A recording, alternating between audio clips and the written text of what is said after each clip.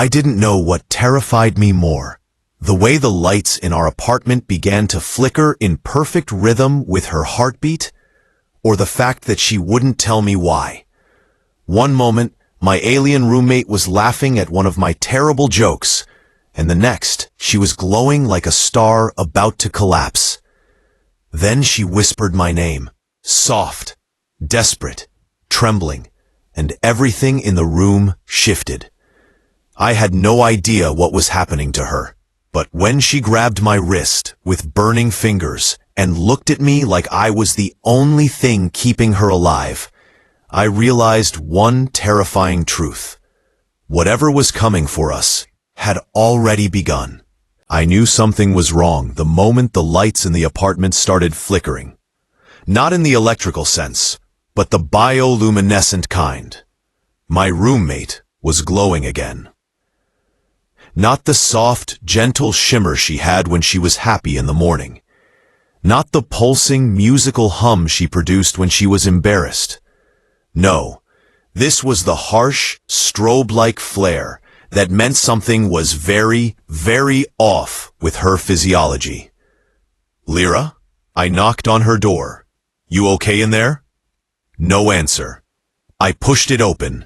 She was bundled in her thermal blankets, luminous blue freckles blazing like constellations across her cheekbones. Her silver-white hair clung to her forehead in damp strands. Even her antennae, two thin, ribbon-like sensory organs that usually waved gently above her head, were drooping like wilted flowers. She turned her head weakly toward me. Her eyes, normally bright indigo, were dim and unfocused. "You're hot," I blurted out. She blinked. "I am aware." A labored breath. My core temperature is elevated by 9.6. I am experiencing system impairment. You're sick. I do not get sick. She then proceeded to collapse face down into her pillow. I rushed over and touched her shoulder gently. She was blazing, like touching a heated metal plate through a towel. "You have a fever," I said. "Impossible," she mumbled without lifting her head. "Asteri physiology does not fail. We evolved past. She trailed off, shivering. "Past what?" I forgot. "That means my brain is melting. I am dying." She slapped the mattress weakly. "Notify the council. Tell them I died honorably." "You're not dying," I said, suppressing a laugh. "You're sick." She groaned into the pillow. "That is worse." I ran to the kitchen, grabbed a cool cloth, and returned. When I pressed it to her forehead, she let out a deep, purr-like vibration that startled me so hard I almost dropped the cloth. Her glowing freckles brightened. "Lyra?" She peeked at me with one half-open eye. "Your touch feels stabilizing." "Well, good." She closed her eyes again. "Stay." I swallowed. This was my alien roommate, literal extraterrestrial diplomat in training, telling me to stay close while she glowed like a dying star in my bed. I wasn't sure if I should call an interplanetary doctor or a therapist for myself. I sat beside her and started gently cooling her forehead again. "You're safe," I murmured. She nuzzled into my hand. The glowing freckles on her skin shifted hue from alarm blue to a softer pinkish gold. "Is it supposed to do that?" I asked. "No," she said, voice muffled. "But it feels pleasant. Continue." So I did. For the next several minutes, she shivered and hummed and radiated warmth like a living heating pad, and I did my best to keep her from overheating. Finally, she turned her face toward me again. "Human," she said. "That's me. You must feed me." "I'm sorry?" "My body requires hand feeding when impaired. It is part of my species' survival protocol." I blinked. "Hand feeding?" "Yes." She pointed weakly at the box of nutrient spheres on the nightstand. They looked like translucent grapes with glitter inside. I picked one up. Okay, open wide. She opened her mouth slightly, and I placed the sphere against her lower lip. She took it in slowly, and her freckles burst into radiant light. Good, she whispered. Again. I fed her another. This one made her antennae lift and curl slightly. Lyra, is something happening? It is working, she said breathlessly. My body recognizes you as a caretaker. A caretaker? Yes. Her eyes fluttered open, glowing faintly. Your feeding me triggers a bonding hormone. It is extremely intimate. I froze. What? She blinked slowly. But you already did it. So the bond is begun. What bond? She lifted a weak hand and touched my cheek. Skin-to-skin contact. Her freckles pulsed. Bright. Gold. I could feel her heat through my jaw, her fingers trembling. The forever bond, she whispered. I choked. The what? But before I could pry further, her entire body shimmered, the glow intensifying like sunrise beneath her skin. Her breath hitched. And then, she slumped against me, unconscious. Just like that. Head on my shoulder, radiant, feverish, beautiful, and apparently bonded? Forever? My heart hammered. This was going to be a problem. A big one. When Lyra finally woke up, it wasn't gradual. 1 second she was limp against me, warm and glowing softly, like a lantern under a blanket. The next, she sat bolt upright with a sharp inhale, freckles flashing bright gold as if someone had hit her biological light switch. I nearly fell off the bed. She blinked down at me, at our closeness, at the way her hand was still flat on my chest, right over my heart, at the fact that I was holding her waist to support her limp body when she'd passed out. A soft hum rolled out of her involuntarily, like a low, musical vibration. Oh no, she whispered. Oh no, I repeated, voice cracking. I think I deserve some elaboration here. She snatched her hand back, covering her mouth as her antennae stood straight up. This is bad. Oh yeah, welcome to my entire night. Her freckles flickered from gold to a flustered pink. Human, Evan, listen carefully. Something occurred while I was impaired. You mean the fever?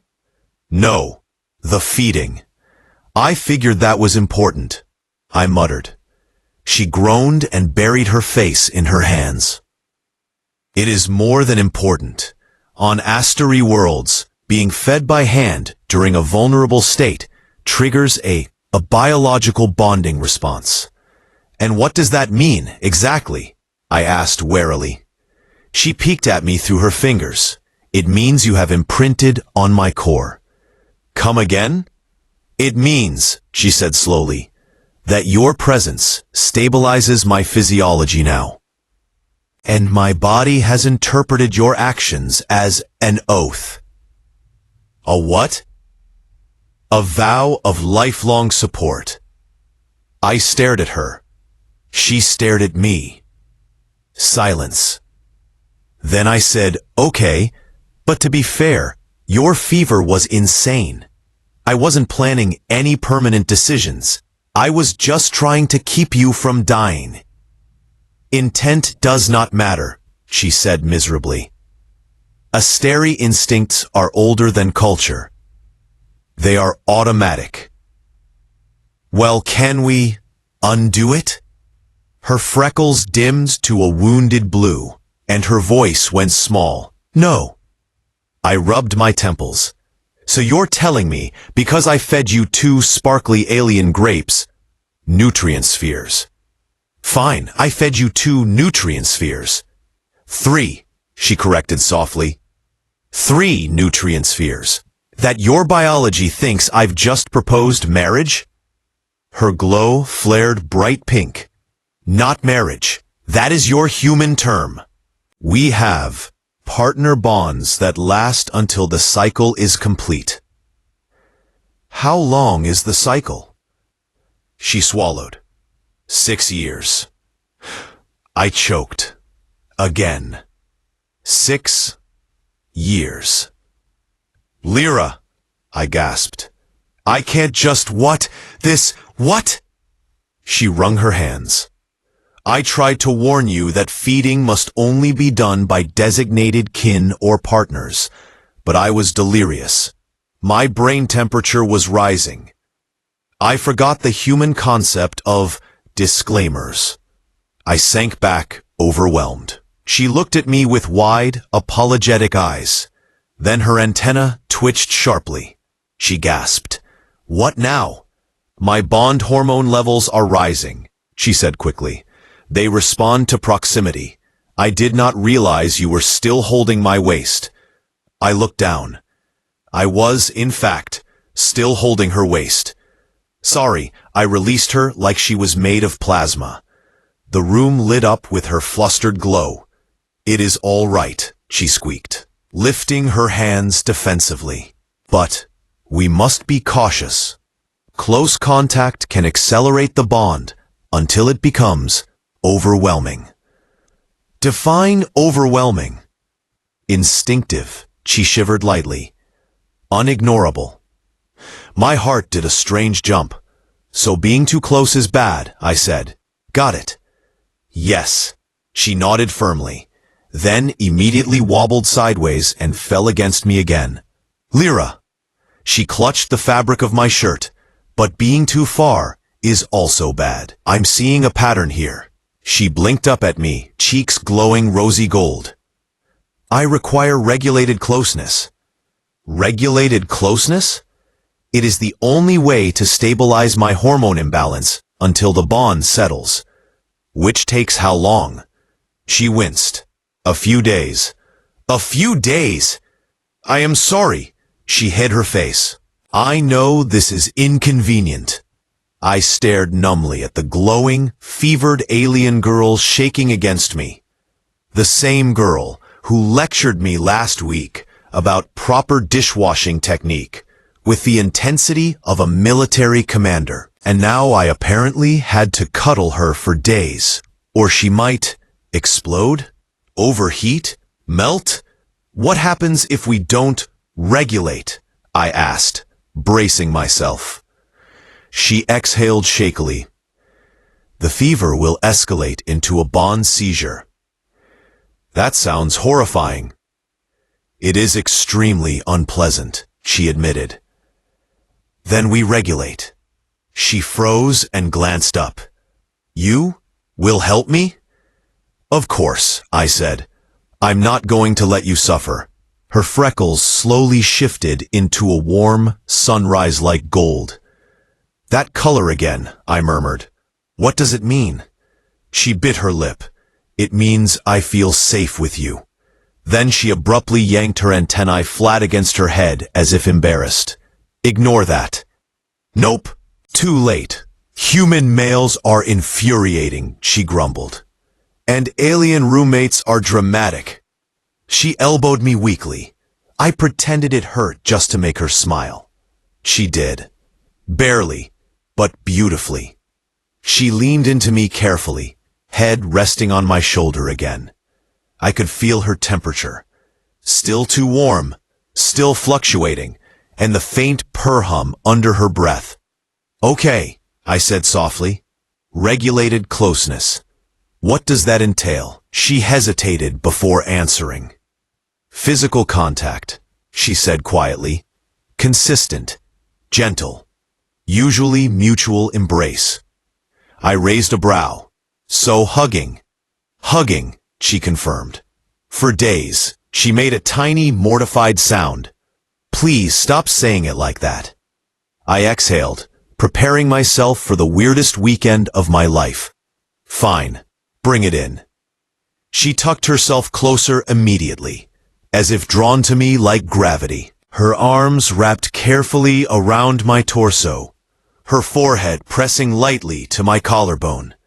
Her hum deepened, her glow warmed, her breath steadied, and my heart? Well, it had absolutely no idea what to do with itself.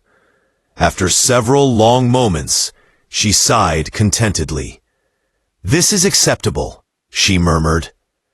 "Glad to hear it," I said, trying not to think too hard about the fact that her body was fitting against mine in a way that felt extremely natural. Almost too natural. "This is not uncomfortable for you, is it?" she asked softly, voice muffled. "No," I said honestly. "It's nice." Her glow brightened, but before either of us could process the shift in mood, the apartment door beeped, then swung open. "Evan?" came a familiar voice. "You left your comm on silent again? Who?" My friend Sarah stood frozen in the doorway, staring at the sight of me holding a glowing alien woman in my lap, like some kind of interstellar romance novel cover. Lyra stiffened instantly. Her freckles flared. Then she hissed at Sarah. A literal hiss. "Sarah, wait!" I tried to untangle myself, but Lyra clung tighter, antenna shooting straight up, glow intensifying in a fierce warning display I'd never seen before. Sarah backed up with wide eyes. Evan? Your roommate's about to go full Avatar lion on me." Lyra growled softly, pulling me closer, her body radiating defensive heat. Great. Perfect. Fantastic. Now my glowing, feverish alien roommate was jealous. Sarah stood in the doorway with one shoe still on and her bag half slung over her shoulder, like she'd been mid-commute and walked into a theater show she hadn't bought a ticket for. Her face cycled through curiosity, confusion, and then the unmistakable sportscaster gleam of someone who lives for gossip. "Okay," she said slowly, eyes flicking between me and Lyra. "Explain." Lyra's freckles were a dangerous, molten gold. Her antennae flared.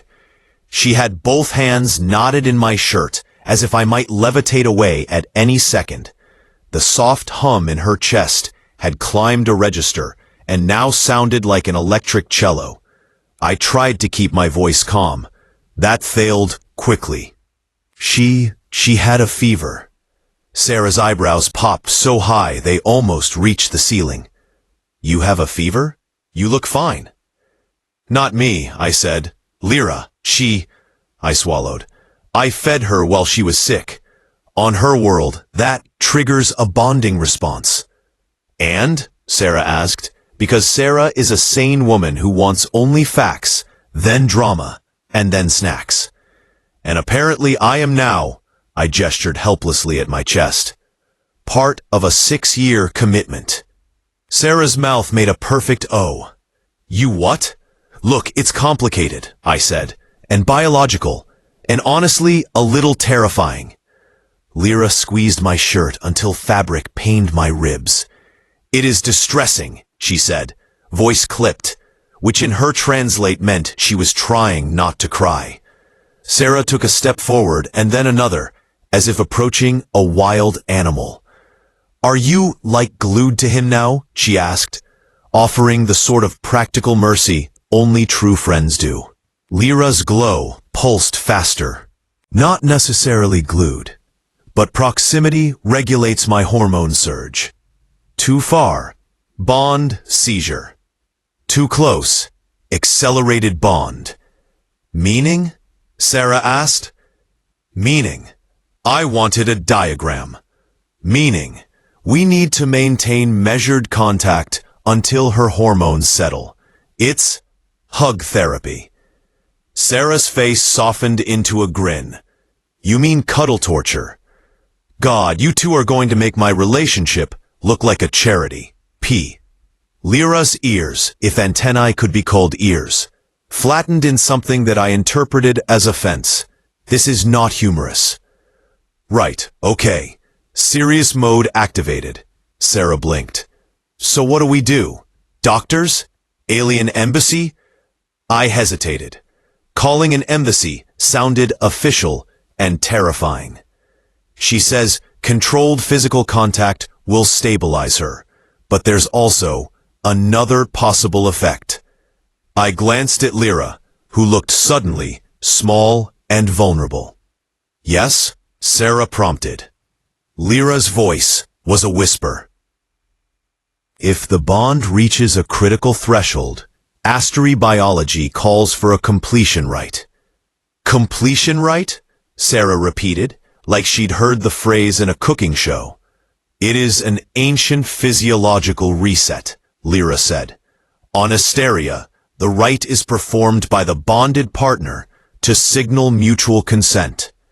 It involves, she swallowed, a kiss to the frontal crest. I leaned forward. A kiss to the what? Frontal crest.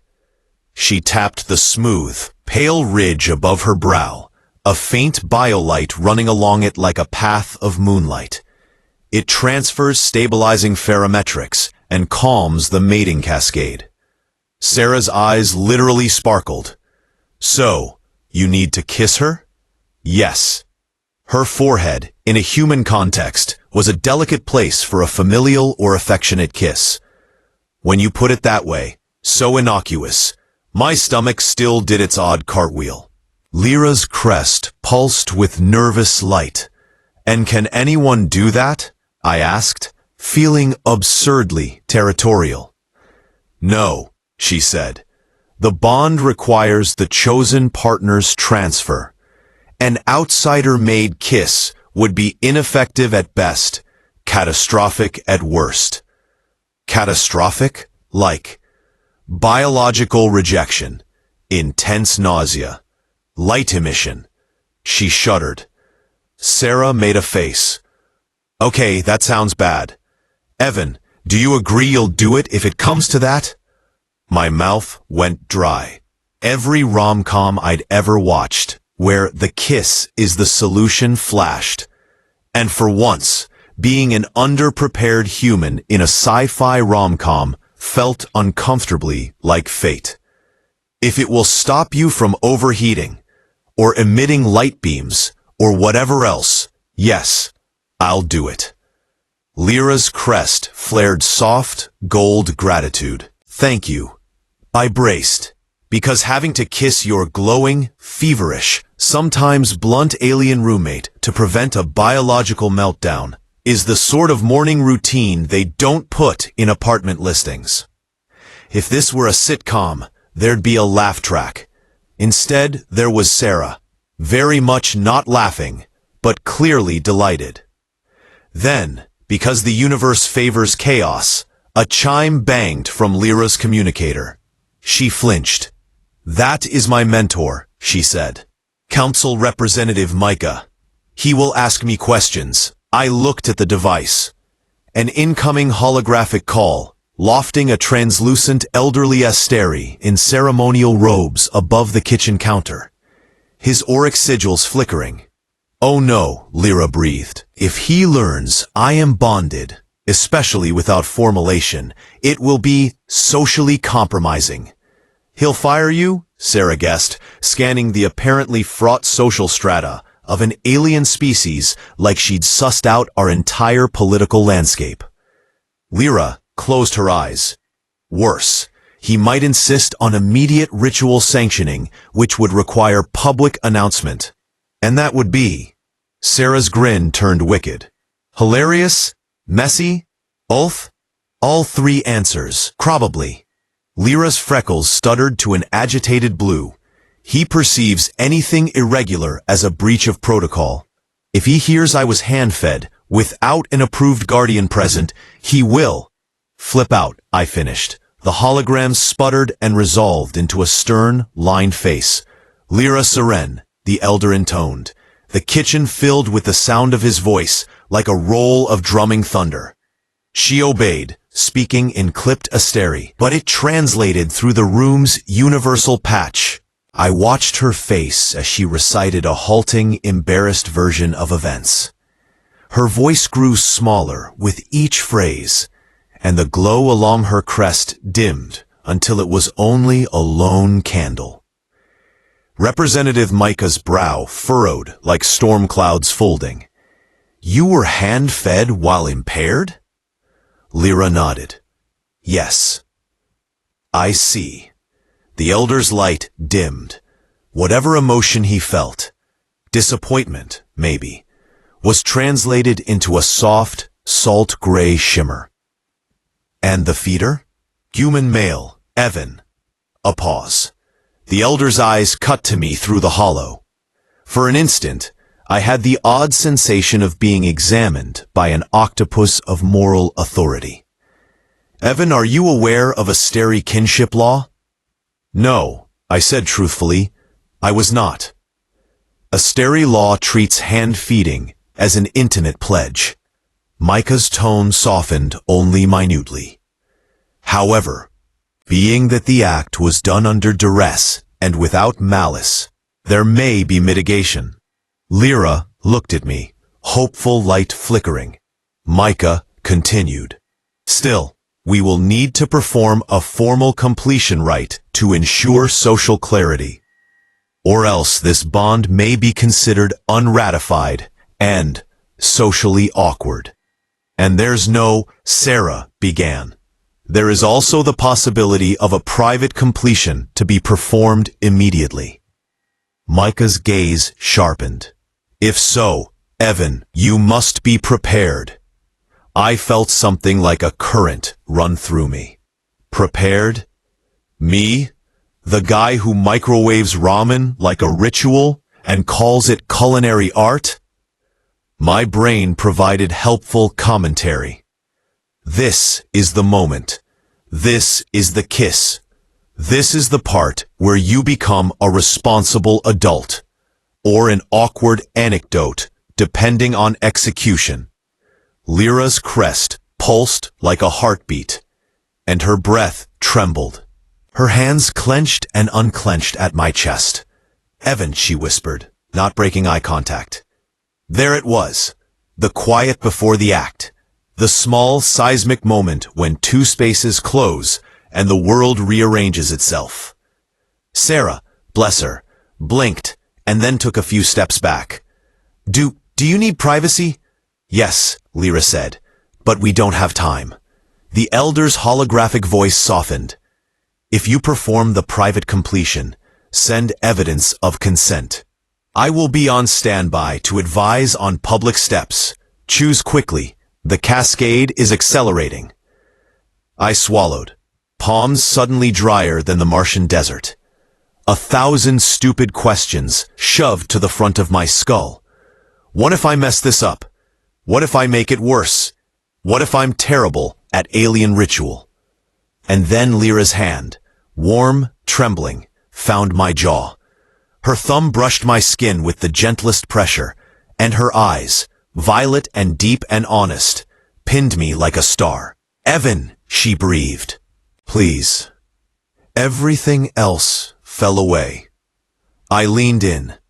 Her crest shone. The hum in her chest rose toward me like a song. Outside the kitchen, the city hummed on. Sarah's silhouette blurred as she pretended to be a very interested lamp. I hesitated a heartbeat, enough to wonder if the entire thing was a prank, an elaborate cultural test. Then I closed my eyes and pressed my lips to the pale ridge above Lyra's brow, the frontal crest she'd marked as the site of the ritual. Her glow broke like a sunrise. A sudden warmth flooded me, a soft, intoxicating rush of pherometrics and tone that sung through my chest and steadied the fluttering hum in her. The room filled with the scent of ozone and something floral, and Lyra inhaled sharply, then relaxed as if someone had finally unknotted a tension I hadn't known was so taut. Above us, Micah's hologram exhaled audibly. "Confirmed," he said. "The cascade has been contained." Relief flooded me so quickly I almost laughed. Lyra's hands were at my shoulders, grounding herself as her freckles shifted from frantic gold back into a calm, gentle blue. Then a soft, satisfied pink. She blinked up at me, eyes crinkling. "You kissed me." "I kissed your forehead," I corrected, though my heart beat like it had run a marathon. Sarah clapped once in the doorway like a wounded seal being encouraged. "Bravo! Would you like a medal? Or some celebratory snacks?" I brought snacks. We all dissolved into weird, laughing, stunned silence. Part victory, part post-ceremony glow, part the kind of disoriented happiness you get after narrowly avoiding a disaster with a ridiculous ritual. Micah's hologram smiled thinly. "Private completion successful. I expect a follow-up, documentation, and a formal statement." Lyra's crest dimmed to a soft, content ripple.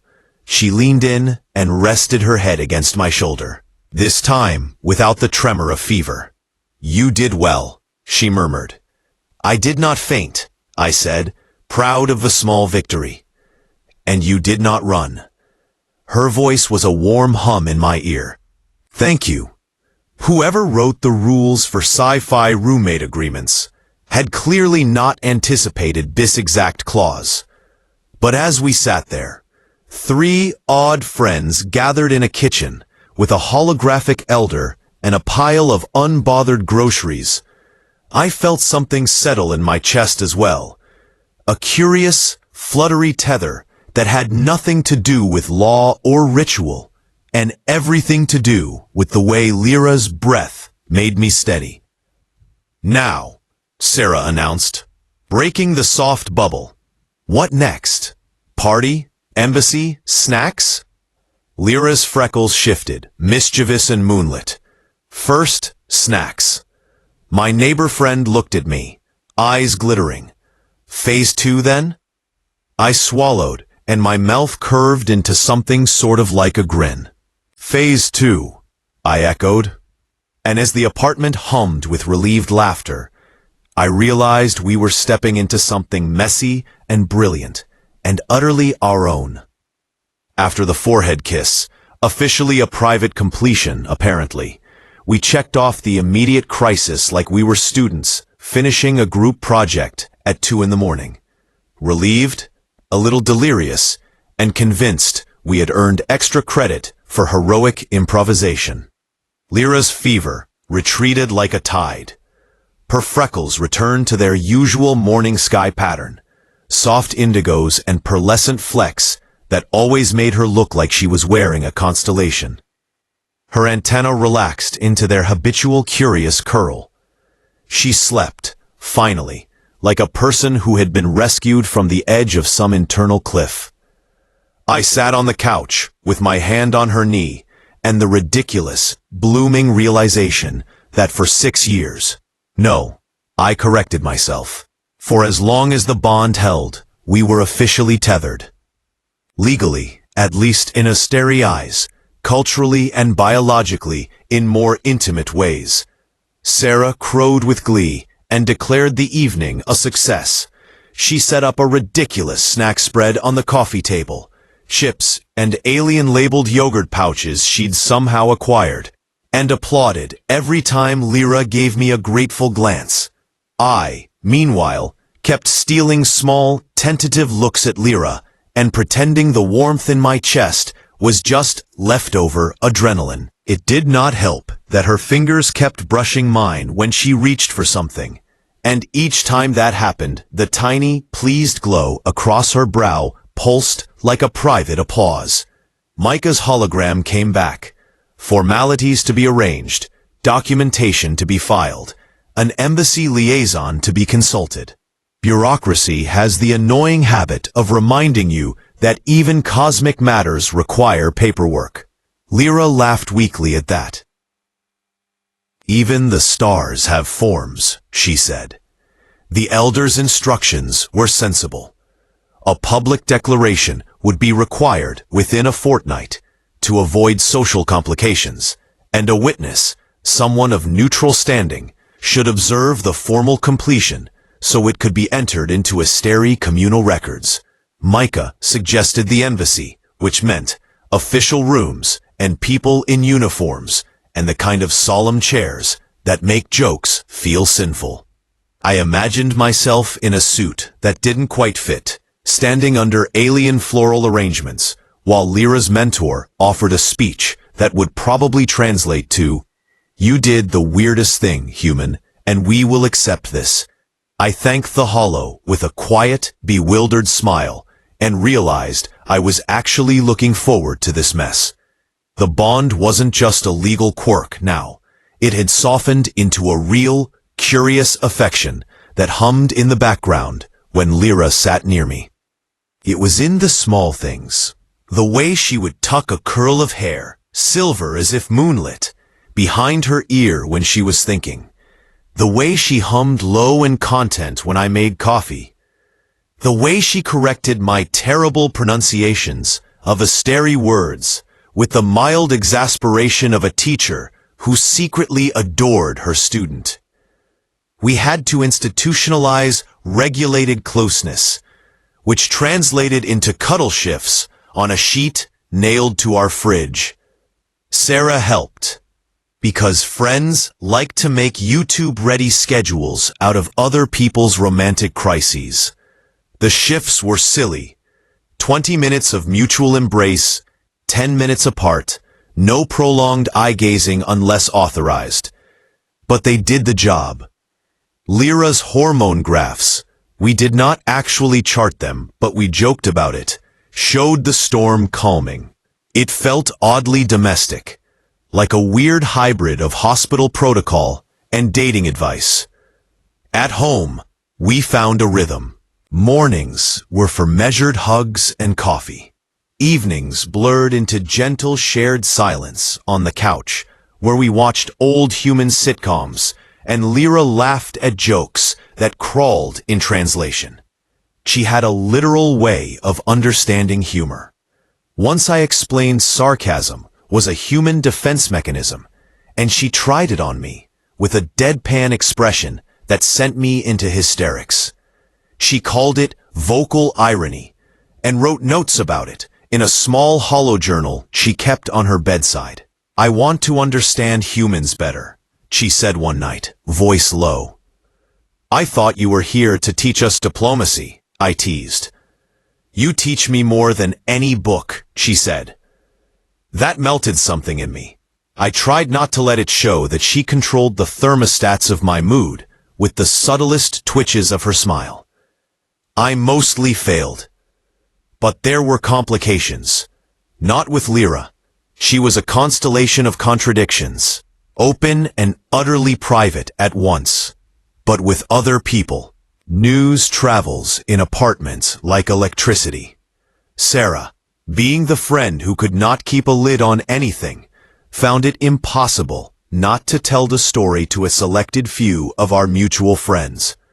A little dramatic retelling, a few well-placed gifts, and suddenly the word bond sparked curiosity and a touch of gossip. The embassy sent a liaison, and a whole parade of cultural consultants arrived to explain ceremony options.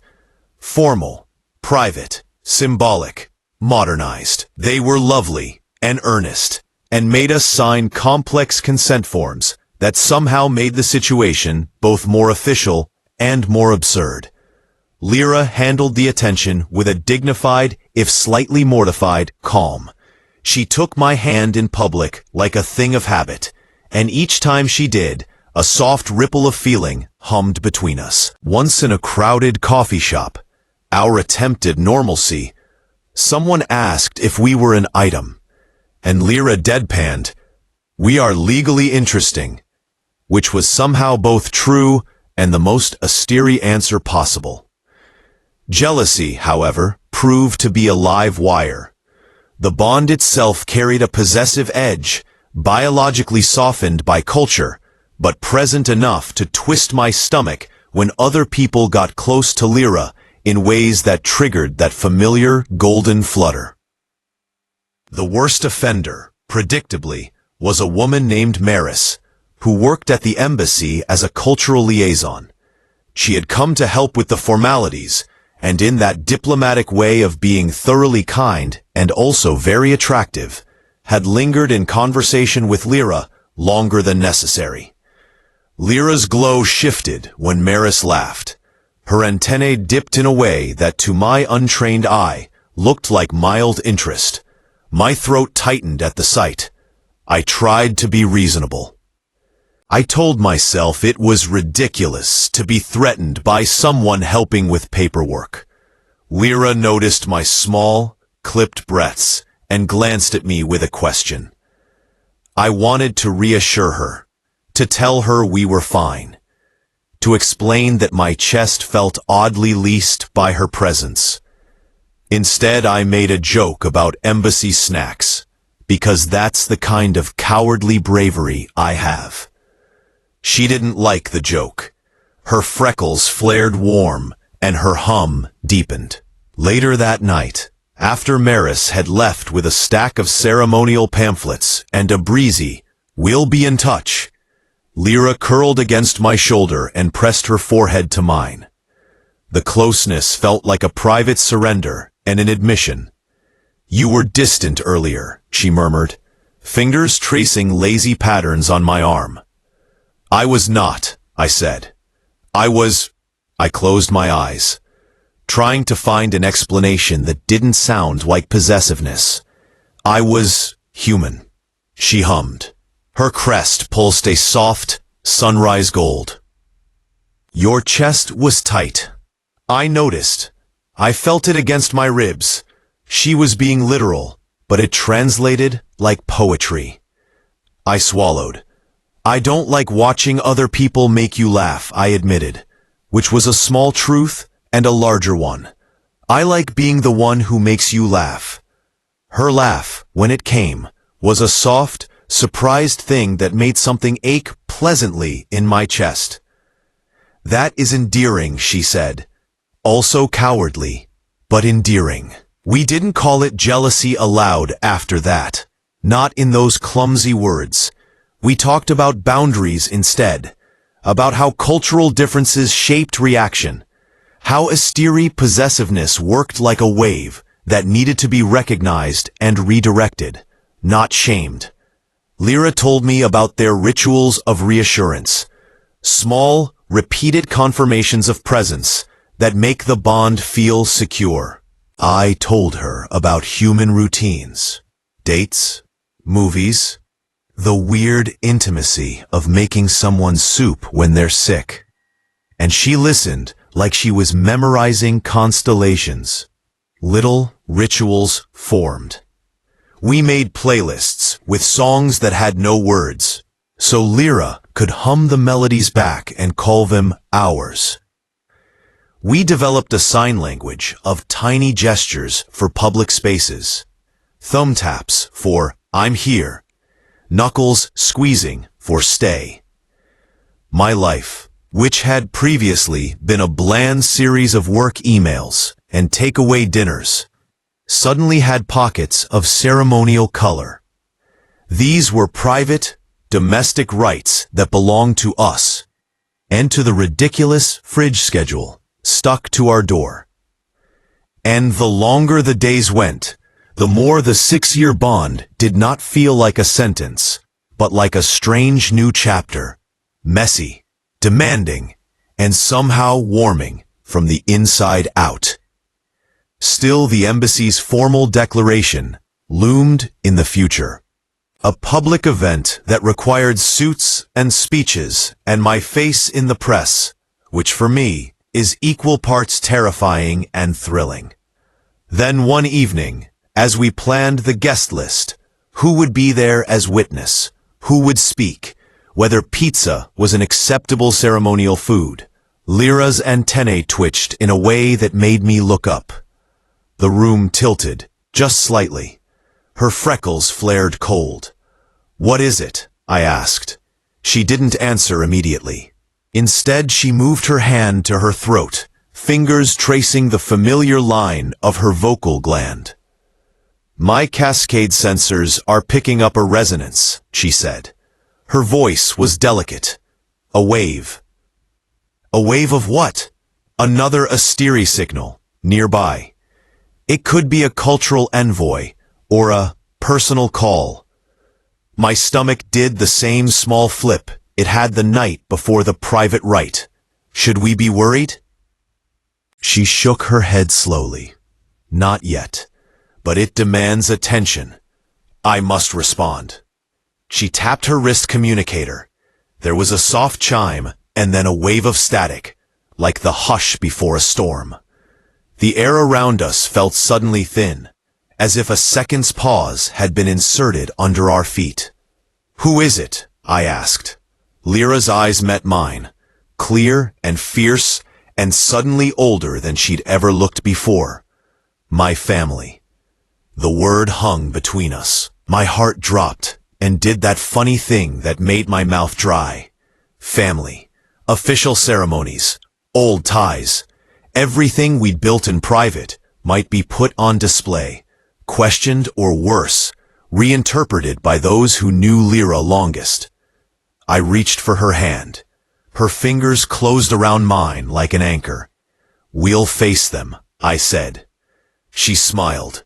Something complex, proud and nervous and brave, and squeezed back. Outside, the city hummed.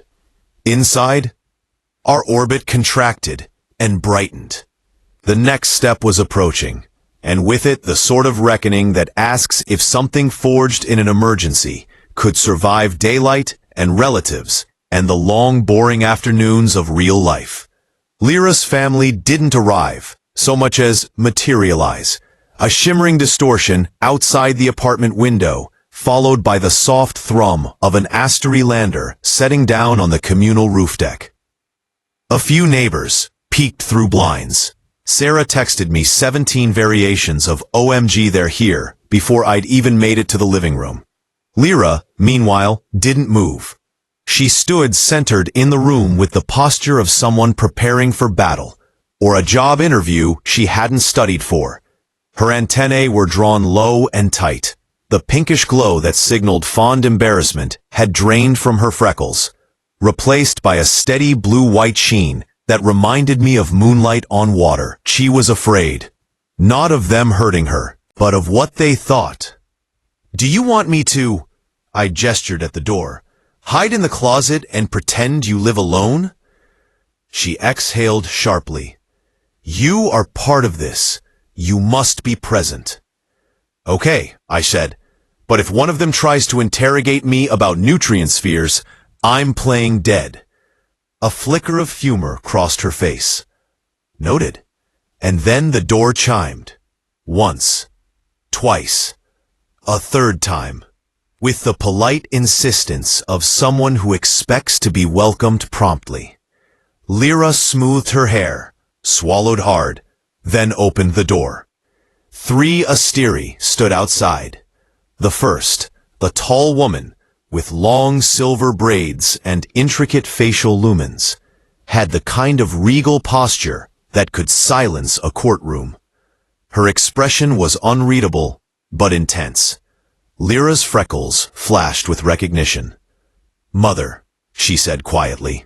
The second figure, a broader-shouldered Asteri with a stern expression, softened by gentle eyes, nodded at her. "Daughter." The third was younger, maybe Lyra's equivalent of a sibling. Slender, curious, their lumens flickering with excitement as they peered over Lyra's shoulder, straight at me. "Oh stars," they breathed. "Is that him?" Lyra's entire glow flared mortified pink. "Yes," she said tightly, "this is Evan." The sibling-looking one circled me with the fascinated energy of a biologist discovering a new species. "He's shorter than I expected, and less glowy." "Humans don't glow," I said weakly. "Pity," they replied. The mother stepped into the apartment with a slow, assessing scan. There was authority in her gaze, the type that could dismantle a room with a single judgment. "You are the human," she said.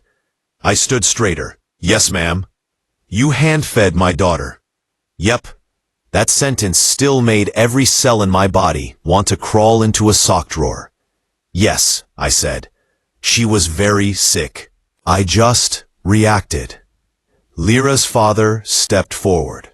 "And you performed the private completion rite." "I did," I said, trying not to sound defensive. "With her consent." "And yours?" the mother asked sharply. "Yes." The glow between Lyra's freckles warmed subtly, but she said nothing. Her mother's eyes, sharp, silver, and impossible to read, locked onto mine. "Do you understand the significance of what you've entered?" "I'm trying," I said honestly. Her father gave a small, approving nod, as if honesty was a surprising but acceptable answer. The sibling clapped their hands softly. "Mother, he's endearingly blunt." "Silence, Rin," the mother murmured.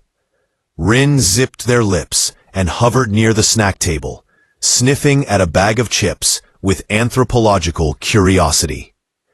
Lyra stood at my side like a soldier awaiting judgment. Her mother turned to her. "Lyra Saren, explain." Lyra's voice was quiet but steady. I was impaired. Evan assisted me. He acted with no knowledge of our customs. The bond formed by instinct, then nearly destabilized. We performed the private completion to prevent a cascade. Her mother's lumens cooled. "You say this as though it were procedural. But you forget.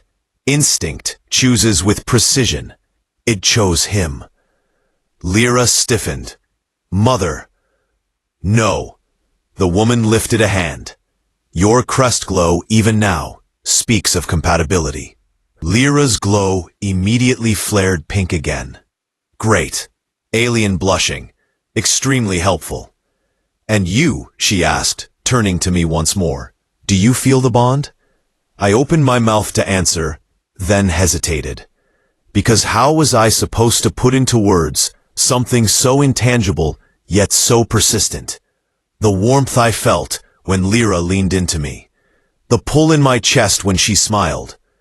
The way her hum, soft and melodic, made my heartbeat shift rhythm. I fought for a moment, then said, "I feel connected in a way I don't fully understand. But I don't want to run from it." Lyra inhaled sharply, and her glow softened into something beautiful. Her mother observed her daughter's reaction, then mine. Finally, she nodded. "Then we will proceed." "Proceed with what?" I asked. The mother reached into a folded sash at her waist and withdrew a small, intricately carved, crystalline disc. It glowed faintly, like frost catching morning light. "The formal blessing," she said. "Blessing?" I echoed, glancing at Lyra. Lyra's antenna snapped upward in shock. "Now? Here?" "You delayed long enough," her mother said simply.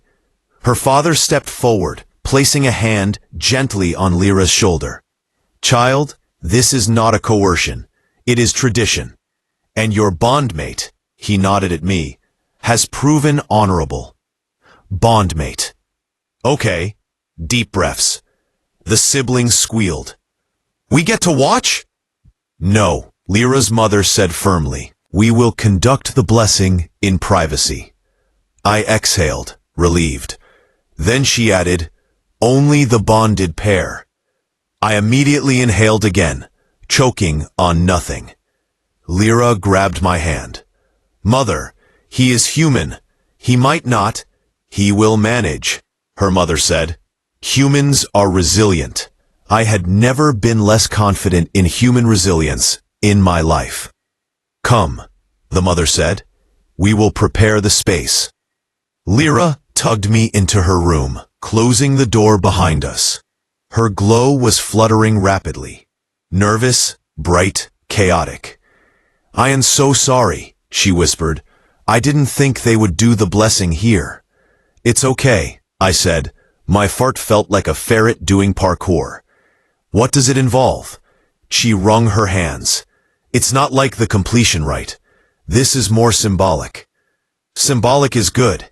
"Yes, except for the part where you must reciprocate." "Reciprocate what?" She swallowed hard. "There is a phrase, a vow. You only speak it if you mean it." "And if I don't?" Her glow dimmed. "Then the bond becomes provisional, temporary. It dissolves naturally over months." My chest tightened. "Does that hurt you?" "No," she said softly, "but it means we would live apart, culturally." Oh, a pause. Then I asked, "And if I do say it?" Her eyes lifted to mine, wide and luminous. "Then we become fully bound for the cycle. 6 years. With the option to renew. 6 years." The weight of it settled over me, heavy yet gentle, like a warm blanket instead of a chain. "And the phrase?" I asked. She stepped closer, voice barely a breath. "Where you go, I settle." I swallowed, "And I only say it if I mean it." She nodded slowly. "Yes." "Do you want me to say it?" A tremor crossed her crest, her glow warming with shy hope. "I want you to choose freely." I took her hands. Her glow flared gold. I breathed. Then, a knock at the bedroom door. "Children," her mother called, "the blessing circle is ready." Lyra squeezed my hands. I squeezed back, and together we stepped out. The living room no longer looked like our living room. It looked like a miniature star temple had sprouted overnight. Lyra's mother worked fast. In the center of the room, she'd arranged a circular pattern of crystalline shards, softly glowing fragments that cast prismatic reflections on the walls. They floated several centimeters above the floor, rotating lazily like orbiting moons. Asteri symbols shimmered in the air between them, lines of pale light forming a gentle lattice. Lyra inhaled sharply. They brought a full hearth circle. Her father bowed his head solemnly. "It is tradition." Her sibling Rin plopped onto the couch and kicked their feet cheerfully. "This is going to be great." I whispered back to Lyra. "This is the PG-13 version, right?" She elbowed me. "Yes, it is just vows and light synchronization." "That sounds romantic?"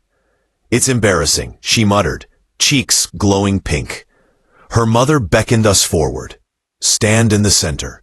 We stepped over the edge of the glowing ring. The shards brightened, responding to our presence. Patterns reconfigured, 2 spirals forming, intertwining briefly, then falling into a steady pulse. "That's normal," Lyra whispered. "It is reading our resonance." "Sure. Normal. A magical space circle analyzing our relationship energy. Totally normal Tuesday night activities." "Join hands," her mother commanded. Lyra's fingers slid into mine carefully, palms warm, touch gentle. Her freckles pulsed in tandem with the rotating shards. Facing each other, her father added. We turned. Lyra's eyes, bright violet and nervous, lifted to mine. The air between us hummed. Hearth circle activated. The shards chimed in a melodic pulse, only half translatable. Her mother stepped forward, holding the crystalline disc, the same one she'd shown before. She placed it at the very center of the circle. The disc floated upward, spreading light like dew unfurling into dawn. "In the presence of kin," she said solemnly, "we observe the bond you have begun." Lyra's fingers trembled. Mine steadied around hers instinctively. Her glow softened at that. Her mother continued, "When a bond forms in imbalance, it is the duty of family and community to witness its stabilization. We do not judge. We only acknowledge what is, and affirm what may be." I swallowed. This was bigger than I'd realized. Not a reprimand. Not an intrusion. A blessing. Her father stepped forward next. "Your instinct recognized each other in crisis. Whatever the circumstances, instinct rarely chooses poorly." Lyra sucked in a breath. Her mother looked at me. "Human Evan, do you understand what stands before you?" "I think I'm starting to," I said honestly. She nodded once. "Good. Then the choosing begins."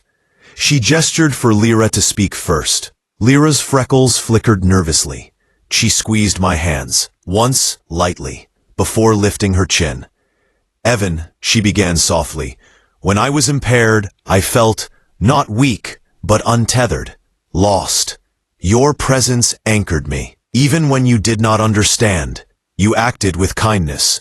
You held me without fear. You fed me without hesitation. And you restored what I could not restore myself." Her voice grew steadier. "I do not bind lightly. Our instincts do not bind lightly. But even now, clear-minded, I feel the bond with you. I choose to honor it. I choose to honor you." Her glow warmed into a mellow gold, like sunlight diffused through honey. I felt something crack open inside my chest.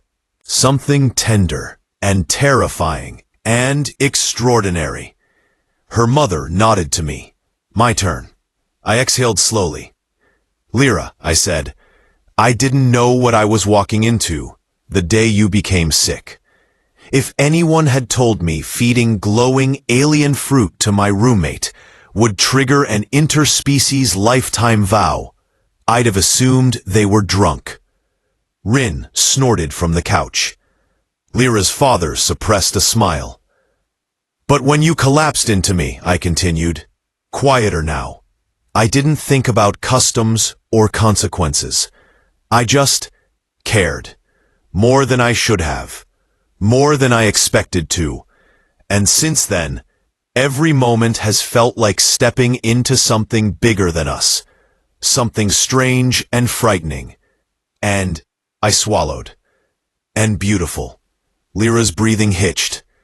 "I don't understand everything," I said, "but I want to. I want to learn. I want to be there.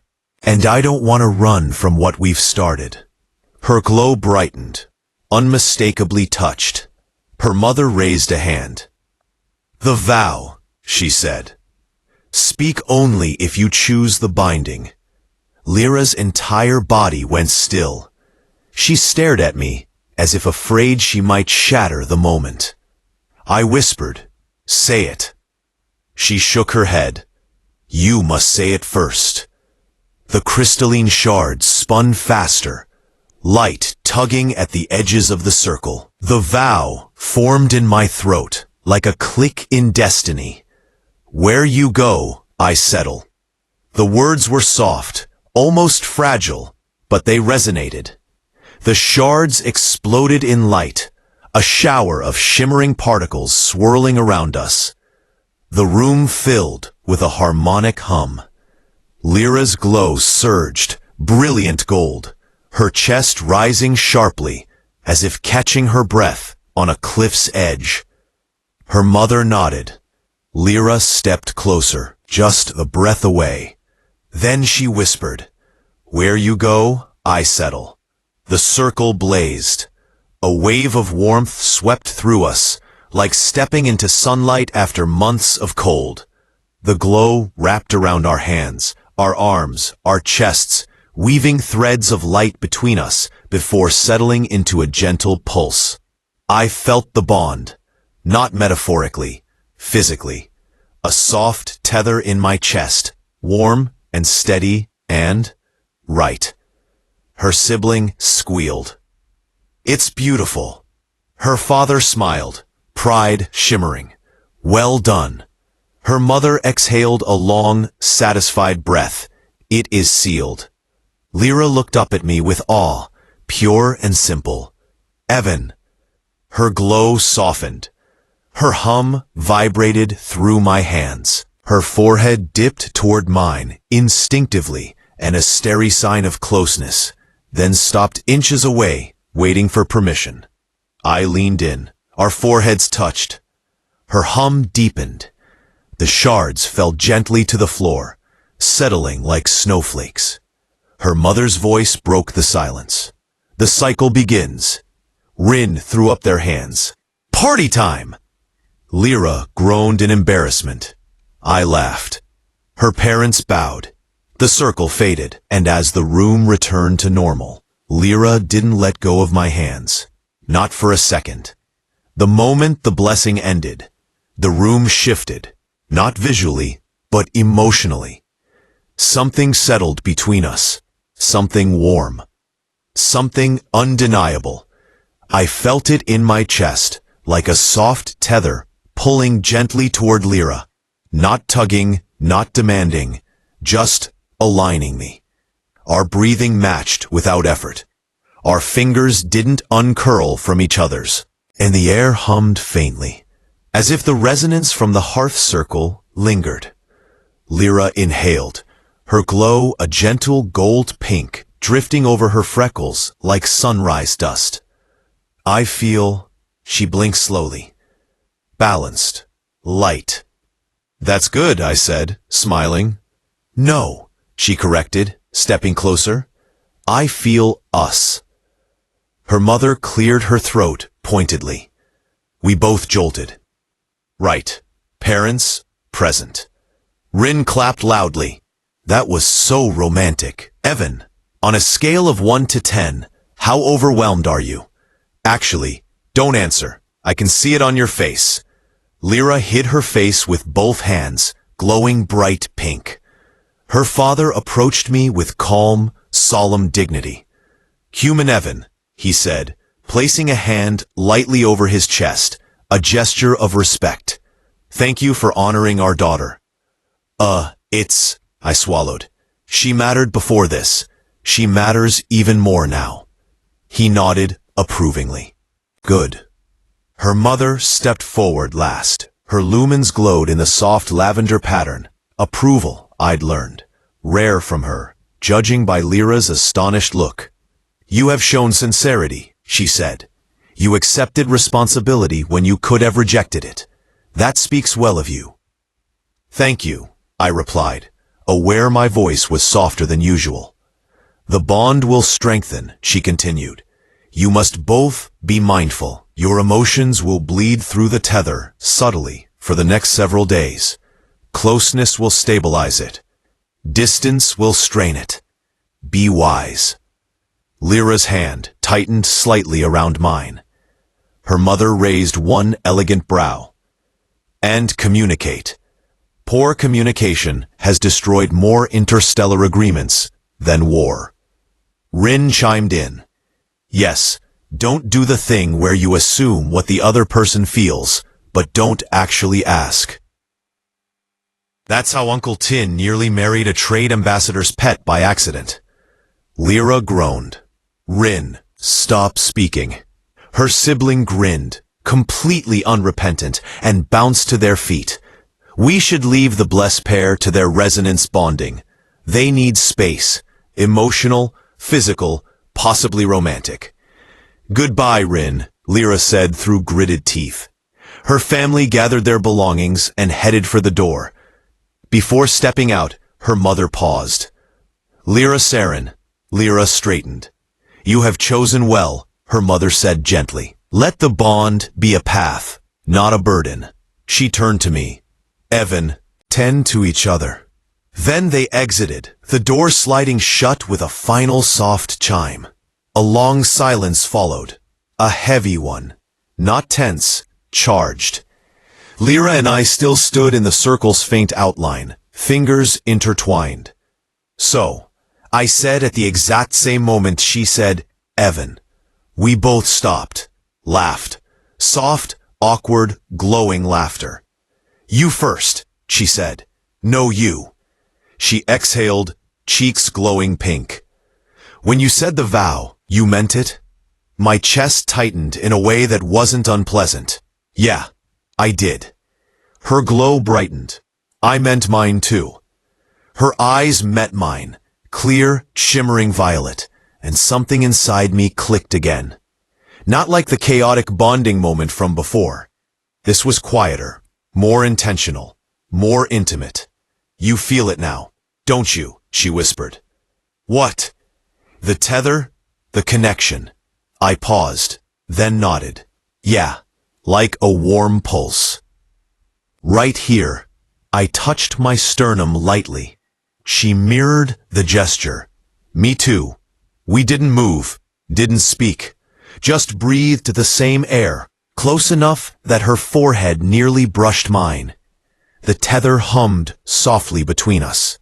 Then her stomach growled. Loudly. Lyra froze. Stars above, she whispered, mortified. I burst out laughing, the sound too loud, too relieved, too human. She shoved me lightly, glow bright with embarrassment. Do not laugh at me. The bonding burns energy. I'm not laughing at you, I said, catching my breath. I'm laughing because I'm starving too. Her glow relaxed. Then we will eat together. Bondmates dinner, I said teasingly. Her freckles flashed gold. Bondmates dinner. We moved to the kitchen, still unconsciously sticking close.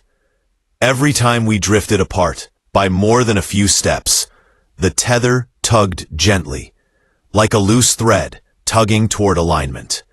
It wasn't demanding, just natural.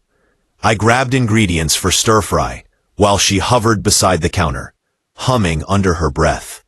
A relaxed, pleased vibration I'd never heard from her before. You're happy, I said. She startled slightly. How do you know? And you hum when you feel good. Her glow deepened. I am trying to. She reached out, fingers brushing my wrist lightly. You are doing well. The tether flared, just a whisper of heat. Every time she touched me now, I felt it. Not desire, exactly. Not yet. But closeness. Tenderness blooming beneath my ribs. She watched me cook with a tilt of her head that felt both new and strangely familiar. When a bit of oil splattered onto my hand and I winced, she immediately grabbed my wrist. Let me see. She leaned closer, lifting my hand to inspect the tiny red mark. It's fine, I said. It is not fine, she muttered, her glow shifting in worry. You are hurt. It's like a 1 out of 10 on the pain scale. She gently pressed her forehead to my hand. I froze. Her glow deepened. Lyra, I whispered. This is how we soothe minor injuries, she said softly, breath warm against my skin. It tells the bondmate that their pain has been acknowledged. Bondmate. The word hit differently now. Tender, heavy, true. My voice came out quieter than intended. Thank you. She lowered my hand slowly, eyes lifting to mine. The air between us thickened again, charged, delicate, humming with unsaid things. We might have leaned closer. We might have kissed. We might have... Beep, beep, beep. Her communicator rang. She nearly jumped out of her skin. I exhaled sharply. Seriously? She glared at the device. Who dares? The screen lit up. Embassy notice. Bond confirmation required. Please submit joint documentation and schedule your formal declaration ceremony. Lyra groaned so hard, it shook her shoulders. They will not leave us alone. I laughed, leaning back against the counter. So what does that mean? It means the next step, she said, rubbing her forehead. The declaration ceremony. Is that like a wedding? Her glow flashed violently pink. No, it is simply an announcement, a formality, a beat. Some people bring cake. So, like a wedding reception. Evan. I grinned, hands up in surrender. All right, declaration ceremony. She sighed. We must choose a date, and witnesses, and attire. And cake, I added. Her glow softened. If you wish. I nodded. I want cake. A pause. Then she whispered. And I want you. The room fell silent. My chest thrummed. The tether pulsed warmly. Her eyes widened. I mean, your presence. Your partnership. Your support. She flailed, glowing bright gold. Not what humans think. I stepped closer. She went still. Very still. Lyra, I said softly. It's okay. Her glow steadied, soft and warm. Evan, she breathed. But before either of us could take the final step toward that moment, a sharp knock rattled the door, followed by a familiar voice. Surprise visit. Did you two survive the blessing? I brought cookies. Sarah. Of course. Lyra's glow turned defensive pink. Why does she always arrive at critical emotional moments? I laughed. Lyra fumed adorably. And somewhere between the laughter, the embarrassment, and the warmth threading between us, I realized I didn't mind the interruptions. Because every moment with her, every awkward, glowing, ridiculous moment, was starting to feel like something I didn't want to end. Sarah burst into the apartment like she was auditioning for the role of chaos incarnate in a low-budget sitcom. She held a box of cookies high above her head like a sacred offering.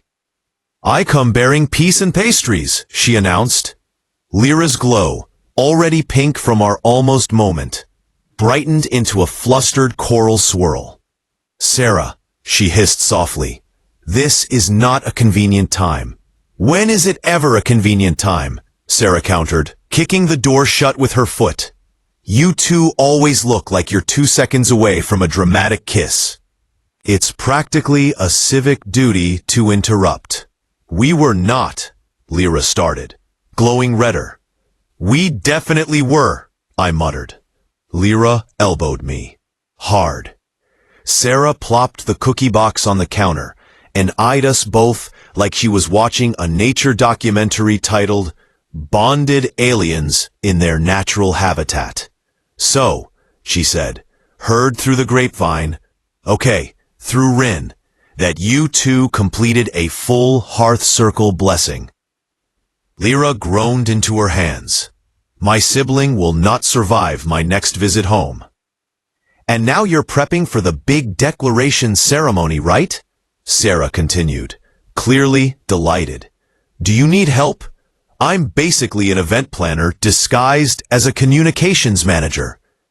That explains so much, I said. Lyra nodded reluctantly.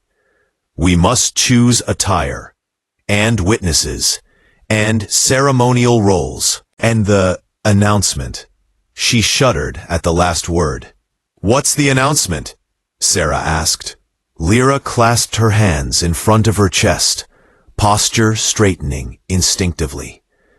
We present our bond to the community of kin and observers. May its path be witnessed. Sarah stared, blinking. That's adorable. It is embarrassing, Lyra corrected. I stepped forward. Hey, it's important to your culture, right? I'll follow your lead. Her glow shifted warm, like candlelight through amber. Thank you. Sarah clasped her hands dramatically. Oh, he's so in. Lyra's antenna poofed upward. In what way? Sarah winked cryptically and took a huge bite of a cookie. I rescued Lyra by changing the subject.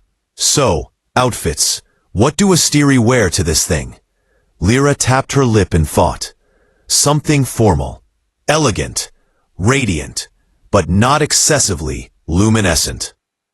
Traditionally white, silver, or soft pastels. And me, I asked, do I get a glowing alien suit? You may choose human attire, she said, though it is customary for bondmates to carry a shared element of color. Sarah gasped. Couple theme outfits? Yes.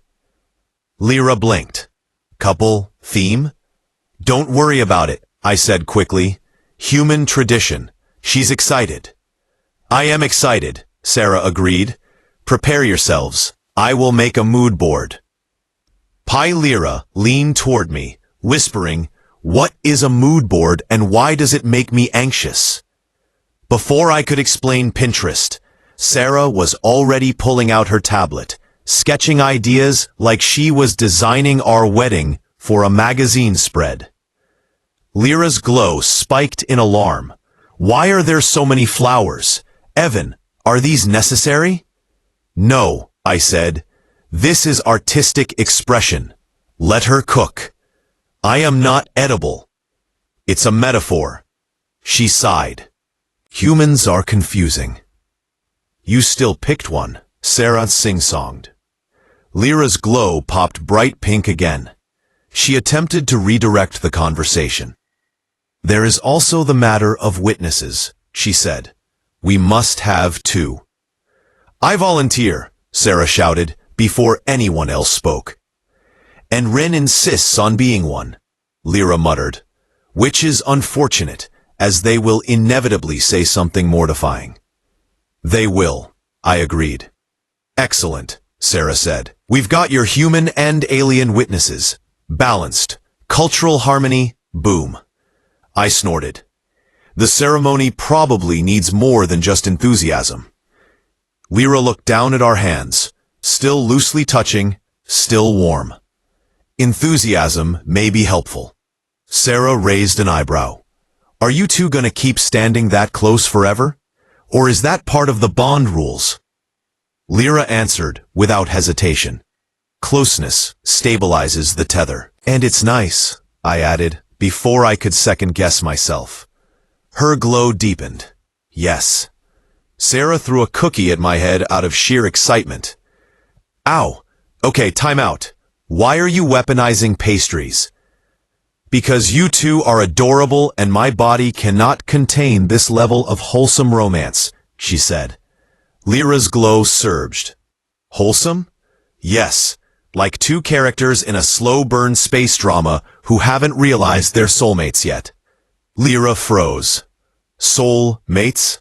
Sarah grinned slyly. "Don't worry about it." I cleared my throat before Lyra could collapse from cultural confusion. "So, next step, filling out the embassy forms?" "Correct," Lyra said with dread. "They require co-signing, joint statements, shared intentions." Sarah wiggled her eyebrows. "Shared intentions, eh?" Lyra made a strangled noise. I elbowed her gently. "Hey, we'll figure it out together," she calmed.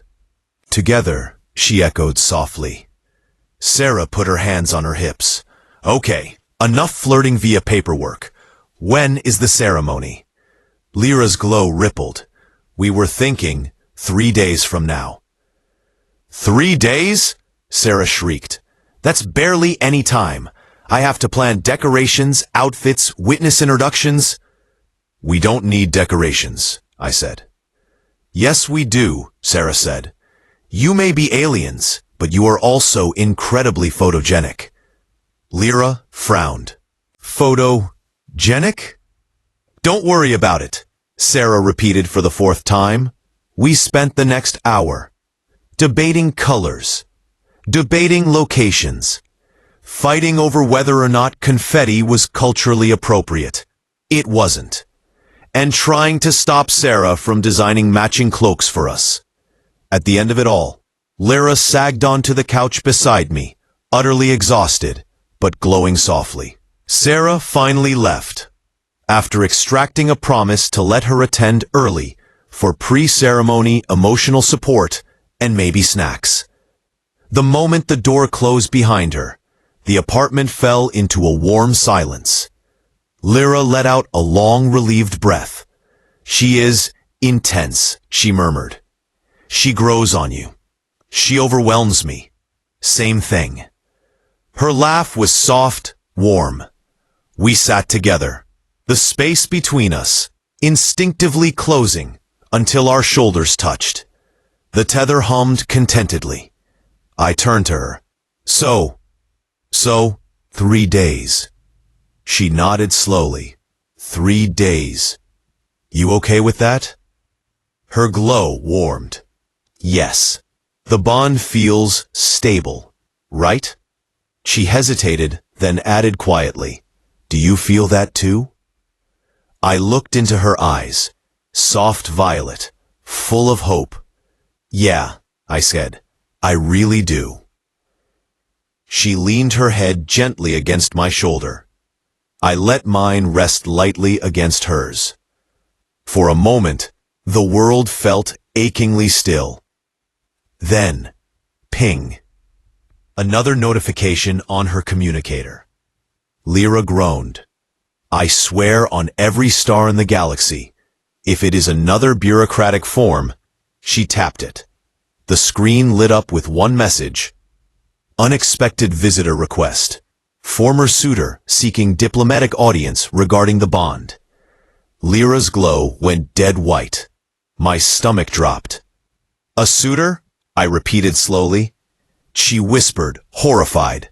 No, not now. Not him. Oh boy, I muttered.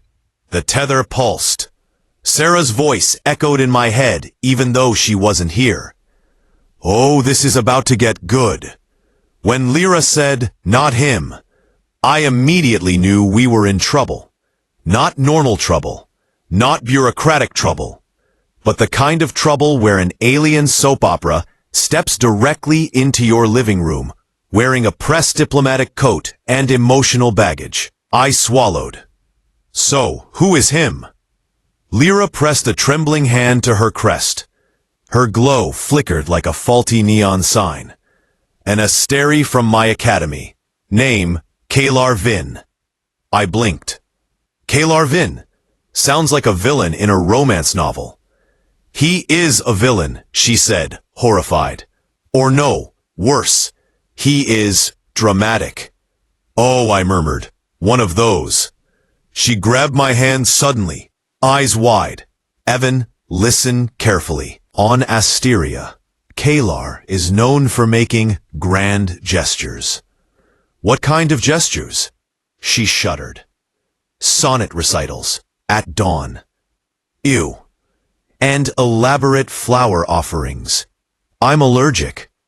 And challenges. My stomach dropped. Challenges? She nodded miserably. If he believes he still has claim to me, he may issue a formal challenge to determine the legitimacy of the bond. A fight? I yelped. Not always physical. She said quickly. Sometimes it involves logic puzzles. That's worse. A loud knock reverberated through the apartment. Lyra flinched. That's him, she whispered. I felt the tether in my chest thrum with her anxiety. Instinctively, I reached for her hand. She squeezed mine back so tightly, her glowing freckles dimmed and brightened rapidly. Her version of a panic strobe. Another knock. Then a dramatic, deep voice boomed through the door. Lyra, Saren, I have traveled across a sector to speak with you. I pinched the bridge of my nose. Oh, fantastic. He has a theater voice. Lyra practically whimpered. Evan, what do we do? We open the door, I said gently. Together. Her glow softened. We stepped forward, hand in hand, and opened the door. Kalar Vin. Important facts noted immediately. His hair was perfectly braided and shimmering like polished metal. Parentheses. He wore ceremonial attire that probably cost more than our apartment. Parentheses. He was definitely posing, like a model in a romance novel. He swept his gaze over Lyra and then froze when he saw me. His eyes widened. You. I blinked. Me. He tilted his head, analyzing me like a scientist studying a new fungus. You? Still me, I deadpanned. Lyra stepped between us. Kalar, why are you here? He placed a hand dramatically on his chest. I sensed your bond activation from 3 systems away. That is not possible, Lyra replied. He flipped his braid. And yet here I am. I whispered to Lyra. Is sensing bonds from 3 systems away a thing? No, she whispered back. Absolutely not. Kalar stepped forward. Lyra Saren, you once called my presence pleasant and academically impressive. Those words guided me through difficult years. Lyra winced. Kalar, I was being polite. They echoed in my memory, he continued dramatically, through the endless corridors of knowledge. Oh, stars, Lyra whispered. Here it comes. Kalar placed a hand on the doorframe and leaned in like he was performing on stage. I have long cherished the possibility that you and I, no, Lyra said quickly, might someday, no. Share a bond? No. But I see now that destiny has played a Kalar. He paused. Yes? She squeezed my hand and pulled me slightly in front of her. I am bonded, fully and willingly. This is Evan. Kalar stared, then stared harder. Then he turned to me, eyes narrowing. You. Still me, I repeated. He lifted his chin. I find this perplexing. That's fair. You are short. Also fair. And unglowing. I'm working on it, I said. He leaned closer, inspecting my face. You smell human. You smell like a scented candle, I countered. Lyra's glow flared bright pink. Both of you, stop. But it was too late. Kalar stepped back dramatically and proclaimed, I challenge him. Lyra made a sound like a dying kettle. No, Kalar! He pointed at me. In ancient Asteri tradition, I challenge this human for proof of bond legitimacy. I raised both hands. Whoa, no challenges. We literally just did official glowing ritual stuff. Kalar's lumens flashed. Then let me test him. What kind of test? I asked warily. A trial of emotional synergy. Oh, I exhaled. Well, that doesn't sound so. You must demonstrate your attunement by echoing her hum resonance in real time. I froze. I'm sorry, the what? Lyra buried her glowing face in both hands. Kalar, that is absurd. Humans cannot hum in Asteri harmonics. Kalar smirked. Then he will fail, and the bond will be revealed as impulsive. Kalar, Lyra snapped, antennae flaring. I swear on every cosmic oath. If you force him to hum, you hum? Kalar asked me smugly. Not well, I admitted. Then this shall be thrilling. Lyra tugged me closer. Evan, you do not need to do this. But the tether pulsed in my chest, responding to her stress, her worry, her fear that this would turn into something humiliating. I shook my head. I'll try. Lyra's eyes widened. Evan, I'm not doing it for him, I said softly. I'm doing it for you. Her glow softened instantly. The tether pulsed warm. Kalar crossed his arms, clearly irritated by the tenderness. Prepare yourself. I stood in front of Lyra. She hesitated, glowing gently. Then she hummed, a soft, melodic tone that vibrated against my sternum like warm air. The tether thrummed. I closed my eyes, tried to listen, tried to feel. Then I hummed back. Was it perfect? No. Did it match her pitch? Not exactly. Did my voice crack halfway through? Absolutely. But our tones aligned. Not flawlessly, not musically, but in spirit, in tether, in warmth. The air rippled softly. Lyra gasped. Her glow burst into brilliant gold. Kalar stared, disbelieving, jaw slack. That, he sputtered. That is impossible. Lyra practically glowed with pride. The tether amplifies resonance. Evan is attuned. But humans can't. They can, Lyra said firmly. He can. Kalar staggered backward dramatically, hitting the hallway wall. This changes everything. Does it? I asked. Yes, he breathed.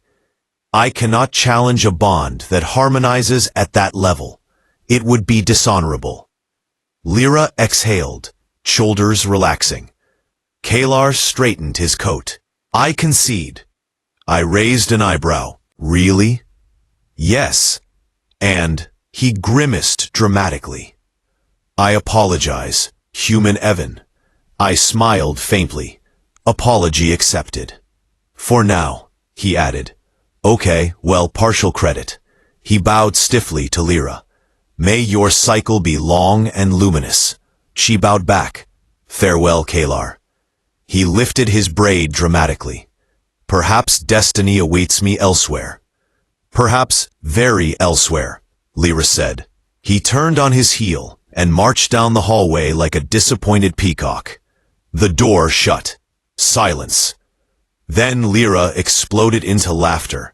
Bright, uncontrollable, glowing laughter that made the entire apartment feel warmer. I cannot believe he made you hum, she said between laughs. I can, I sighed. Honestly, at this point, I'm never surprised. She threw her arms around me impulsively, glowing gold. Evan, that was amazing. I stiffened, then melted. The tether pulsed deeply, warmly. Her forehead found my shoulder. My hand found her waist. And for a moment, everything else disappeared. Until, ping, another embassy message. Lyra groaned into my shirt. What now? I asked. She lifted her head. The message read, Declaration ceremony, confirmed for tomorrow morning. Mandatory, formal dress required. Public live stream optional, default, on. My heart dropped. Live stream? I squeaked. Lyra stared at the screen in horror. Oh stars, she whispered. We're going to be on interstellar TV. She looked at me, eyes huge. Evan, she breathed. My entire species is going to watch us stand together. The tether pulsed. Her hand tightened in mine. Are you prepared for that? I swallowed. Then, I am. I said. Her glow brightened. And for the first time, she kissed my cheek. Soft. Warm. Certain. We face it together, she whispered. The morning of the declaration ceremony felt like waking up inside a dream I wasn't sure I had signed up for, but couldn't imagine walking away from. Our apartment buzzed with activity. Sarah arrived at 6 a.m., wearing a headset, holding a clipboard, and radiating the manic energy of someone who had slept exactly 0 hours and consumed at least 4 iced coffees. People, she announced, barging through the door, we have T-minus 2 hours until the Big Bond broadcast. The galaxy is watching. The outfits are steamed, the snacks are packed, and I swear to God, Evan, if you wrinkle your shirt, I will iron you myself. Lyra looked like she wanted to crawl under the couch cushions. Her glow pulsed lavender with embarrassment. Sarah, she whispered, must it be so loud? Yes, Sarah said, because if I'm not loud, I will start crying at how cute you two are, and no one wants that mascara running into their coffee. I turned to Lyra. Are you ready? She inhaled slowly. I am. Nervous. I'm terrified, I admitted. She blinked. Truly? Yes. Her glow softened, warm and golden. That helps. We dressed, Lyra wore a flowing silver garment threaded with soft luminescent lines, elegant yet simple, glowing faintly in the early sunlight. Her hair was braided back in a delicate crown, her freckles shimmering like tiny galaxies. "Wow," I whispered. She tilted her head shyly. "Is it acceptable?"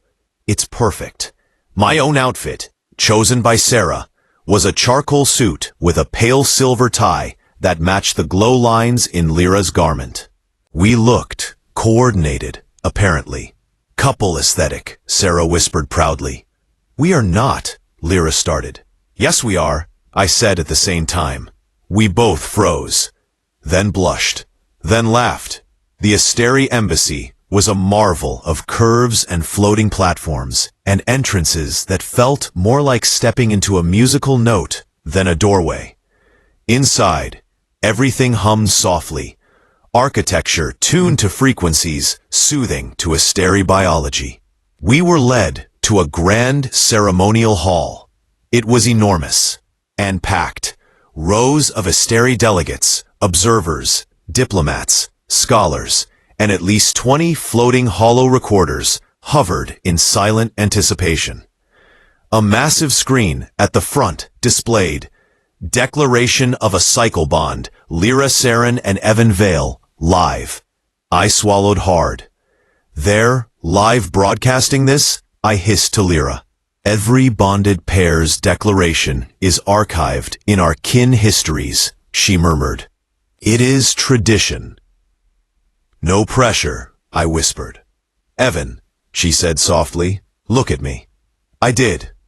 Her hand found mine and squeezed gently. "For today," she whispered, "the galaxy is background. Only we exist in the circle." The tether pulsed warm. I breathed easier. Her mentor, Representative Micah, stood at the center of the hall, holding the crystalline disc that had become weirdly iconic in my life. He raised his hand. Silence fell like snowfall.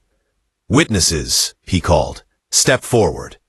Sarah, dressed in the world's most aggressively professional blazer, strode forward like she was announcing the Nobel Peace Prize. Rin practically skipped after her, glowing with excitement.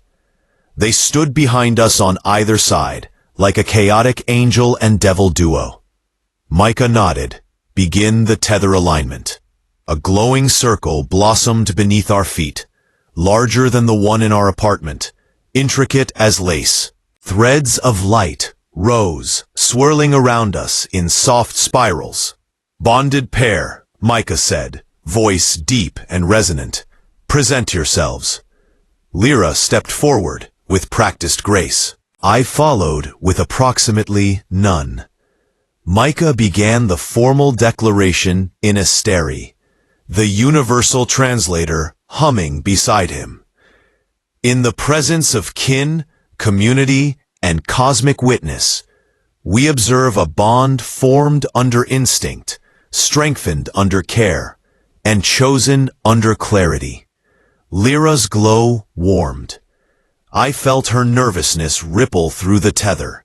Soft, shaky, real. I squeezed her hand. Her glow steadied. Micah continued. "Lyra Saren, daughter of House Saren Vin, do you stand today to declare your bond with this human, Evan Vale of Earth?" Lyra lifted her chin. "I do," she said firmly. A ripple of light crossed her skin. "And do you honor the vow he spoke and the cycle it calls?" "I do," she whispered, eyes flicking to mine with something tender. Micah turned to me. "Evan Vale, do you stand today to affirm your bond to Lyra Saren of Asteria?" My heart thundered. I stepped closer to her, close enough to feel the warmth of her glow against my collarbone. "I do," I said. "And do you honor your vow and its meaning?" "Yes," I said softly, "with my whole heart." She inhaled sharply, her glow brightening. Micah nodded. "Then speak your shared truth." Lyra looked up at me. Eyes shimmering. Breath trembling. This wasn't the vow from before. This was something new. Something we had to choose. She reached up, lightly touching my cheek with trembling fingers. I choose this bond, she whispered, loud enough for the hall to hear. Not from instinct, not from obligation, but because when I stand beside you, my path feels clear. The tether pulsed hot in my chest. I brought my hand to her waist. Gentle, grounding. I choose this bond, I said. Not because I stumbled into your life by accident, but because I want to walk into your future on purpose. Her eyes shone. A collective murmur swept through the hall. Micah lowered his hands. Then the bond is not merely formal, he intoned. It is chosen. Light exploded upward, soft, warm, cascading like falling stardust. The hall gasped. Sarah sniffed loudly. Rin squealed. Lyra turned to me, cheeks glowing bright gold. Period. Evan, she whispered, voice trembling. May I? She hesitated. Her glow flickered. Her breath caught. Yes, I said. Whatever you're asking, yes. Her hands rose slowly. She cupped my face. And in front of an entire interstellar audience, she kissed me. Gentle at first, soft, warm. Her glow flared around us like a halo, humming through my skin. The tether surged, filling me with a warmth that wasn't physical, but emotional. Deep, affirming, breathtaking. It wasn't a dramatic dip kiss. It wasn't desperate. It wasn't even long. It was pure, honest, the kind of kiss that felt like a beginning. When she finally pulled back, her forehead rested against mine. Her voice was a whisper only I could hear. Our cycle begins, bondmate. My chest tightened in the best possible way. I'm right here, I whispered, and I'm not going anywhere. The hall applauded. Lights shimmered. Sarah sobbed into Rin's shoulder. Micah actually smiled, and the galaxy's live stream captured the moment our bond became real. Hours later, back in our apartment, Lyra curled up beside me on the couch, head resting on my chest, hum soft and content. We did it, she murmured. Yeah, I whispered, brushing a strand of her hair back. We really did. Her glow flickered playfully. You handled Kalar Vin better than expected. I defeated him with the power of mediocre humming, I said proudly. She laughed, a soft musical sound that sent warmth through the tether. Evan? Yeah. She shifted closer, curling into me fully now. Our next tradition. She hesitated, glowing pink, involves living together as partners. Like roommates? I asked. She looked up at me, directly. Hopefully, no, she whispered. Like bondmates. My heart absolutely melted. Well, I murmured, pulling her gently into my arms. Then I guess we're upgrading. Her glow brightened. The tether pulsed. And she whispered, almost shyly, Phase 2? I smiled into her hair,